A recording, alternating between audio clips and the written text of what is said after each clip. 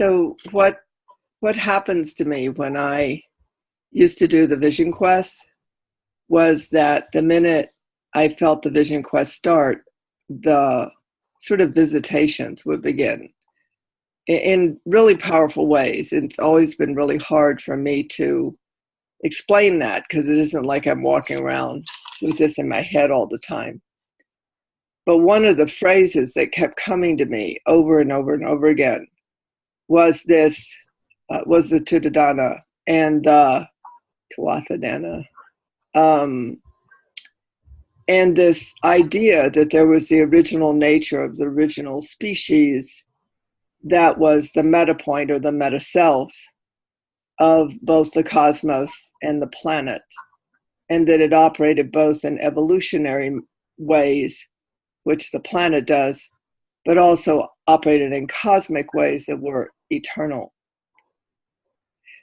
And this morning, in the very, very early morning, I had a dream that I actually woke up into. Normally, I either dream or I'm in some kind of altered state. But this time I woke up in the dream and I was still in my home, and in my astral body, I walked outside with Lily, but it was all as if I was in this body, that I was in form. And I walked outside and I was underneath the stars, and this download came, and the part of the download that was so interesting to me was that how difficult it is to get into language because of all our positions about what things are. But the purity of the download was that the Tuatha came from the original nature of the original design here. And that what we all have in common with this, we could call it an archetypical subconscious response. If you were talking in psychology, if you're talking in mysticism, you would say that the land, the earth herself, like almost like a hologram, was giving the rise to the Dana as a holographic memory inside human being, that inside of every human being lays the original nature, the original design. And so these beings would have been our original design ancestors, no matter who we are. And they weren't only located in Ireland, but Ireland was one of the places that they could live the longest. And what that means, in almost really technical terms, what that means is that we really are multidimensional beings that really are capable of experiencing ourselves both as the divine and the elemental, both as in the native traditions, we can shapeshift into animals or birds or water creatures, and we can shapeshift into the mind of all living things. Not the mind like a mental mind, but like born of the mother, Gaia. We carry not the species memory of human alone, we carry the species memory of Gaia's forms. And I was thinking about how Damanhur talks about that the human species is not isolated to the two-leggeds like us, that it also includes whales and elephants and other forms that have still maintained the original nature of their original design. So then what happened was I kind of ended up being awake and outside. Like I really had gotten up, so I must have sleepwalked, and I really had gone outside. And I always look at two sections of my sky, and they always look the same, except I must have gone out at a time I don't normally go out. And I was looking at what's called the Seven Sisters.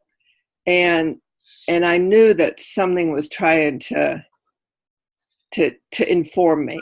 And that if I just rested my mind and didn't try to bring it into any kind of specification, that it was more to open a doorway than to give meaning.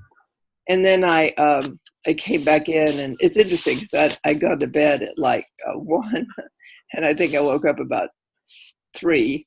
Seems between 2:30 and 4:30 seem to be the periods of time where these events are occurring. But I realized that in the language creation that we work with, we talk about how things get objectified, like we become a thing, like the Tuatadana become a thing, or God becomes a thing, or we become a thing.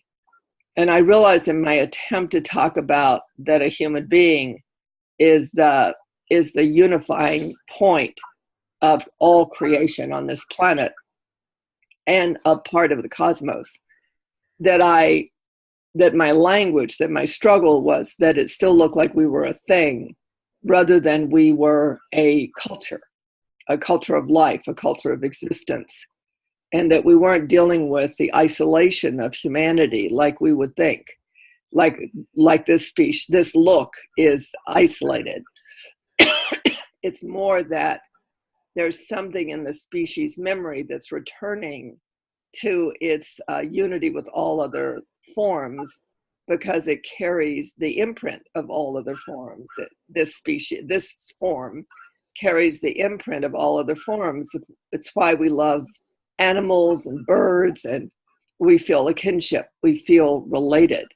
So one of the ancient ways of referring to the two-leggeds is the children of Gaia, the children of Earth, and sometimes the children of the gods. And then somewhere in it just started to get all divided. You could only be one thing. You could only be a child of the gods, or you could be a child of the earth, or you could be mutant message down under. You could be mutants, the mutation. But what I felt and saw, and what I now know and am so excited about, because I feel the field building itself, like it's already started. All the people that have become interested, all the people that are now starting to write me with their dreams and their memories, there's this quickening happening, and it's not me delivering a message, which is what was my not interest in going to Ireland. It was me following my own path and in unity with you, since we're our field is being shared by this creation, and we're sharing in it. What I realized is, as a cellular empath, of course I would be the one picking up on this. Of course, because my empathic response is always in the cellular memory of this species and other species too. It's why I have these species things. It's why bears love me, and deer put their nose on my nose, and and fairies sing to me, and Glendalough. It's just that I have this empathy that has not lost its memory of its connection to all things, and I think that's why I'm coming, is because as a cellular empath, I not only carry the memory now rising, like in the activations. I'm carrying the memory now rising in the two-leggeds in this form, but after I came in, I couldn't get back to sleep, and I said, I think we're in the unified field. I think we're in unity, because I don't think it's rising like we're isolated, like this form is isolated. I think it's rising in all form. I think it's rising everywhere, and pushing through the fabric of separation, and pushing through the how everything got divided up, how everything got separated from everything else. I think what's coming, pressing through from our cellular memory, all cellular memory, whether we're a butterfly or the earth, is our unity code, is our original nature of our original design. And then the other thing, that, because I'm always talking about this to you all, and it's sort of like being caught in my own language, realizing how ignorant I was. Like I'm always talking about fields within fields, and how everything is part of everything else, and how we're all part of a greater whole. But last night, under the moonlight and the stars and the seven sisters, and Lily's persistent need all night to just sit outside, I realized that no, we're talking about the memory of form here.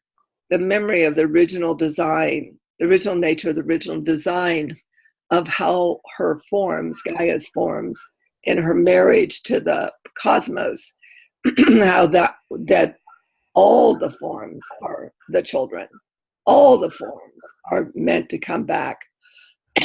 Sorry, early morning. All the memories are coming back as a cohesive event, as a rising experiential event. And then the last thing I want to say, obviously I had an eventful night. The last thing I want to say is how much I've talked about since the beginning of the year, that we're in this so above, so below moment, that we're not really racing to get somewhere. We're really not trying to find something. It's that we're being held still. We're literally being held still so we can return to something. And if you look at people's lives, they're saying, I don't know where to go, I don't know what to do. And we are holding still. And of course, a lot of people look to the world outside of them for evidence of their belonging. But I think what I'm aware of now and really wanting to capture this morning, because I didn't want it to go away as I started my day, is that we're beginning to remember. And remember doesn't mean an identity with a noggin, with a mental brain, having recall. It means the membership of all of us as part of a living whole, all of what we are that is interrelated, interactive, symbiotic.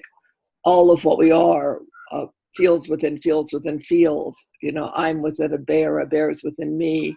The sky is within me, I'm within the sky. And that everything operates on behalf of everything else. I think that's what's calling. I think that's the calling that's going on. I think this memory of form that was created by this marriage of the planet and the cosmos, I think that it's beginning to be remembered, and in that we are discovering that basically we are remembering too.